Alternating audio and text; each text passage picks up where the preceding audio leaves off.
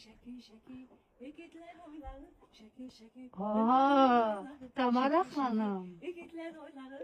Şeki şeki, ömrümün yayları. Ey dağların sekisinde, dağlar gedər gedim şeki. Niguli hardayıq? Şəkideyiz. Bəli, Niguli artıq gəldik, çatdıq gözəl şəkimizə. Əziz şəki camaatı, haçandır yolunu gözləyirdiniz. Mən də sabitçisini gözləyirdim. Sizlərlə görüşmək için 2 gün arda Şəkidə Narin Qala Ailəvi İstirahət Mərkəzindəyik. 14 və 15 muhteşem konsertimiz olacaq Niguliya.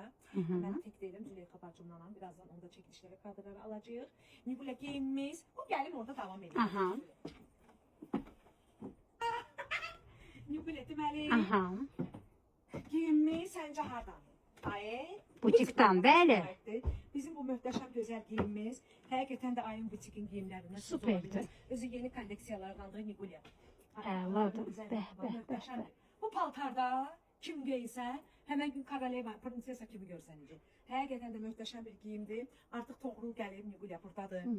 Maşınımızdadır. Mən yaxınlaşıram maşınımıza. Orada bir sürpriz qonağımız var. Yoxsa mən dedim onu açıqladım. Açıqladınız Tamara Hanım. Burada deməli kim var?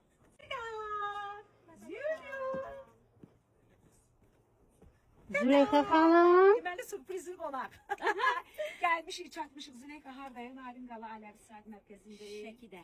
Bəli, 2 gün arda möhtəşəm konsertimiz olacaq 14-ü və 15-i. İzləmədə qalın Şəki cəmaatı 2 gün sizlərin qonağıyıq. Konsertdə görüşərik.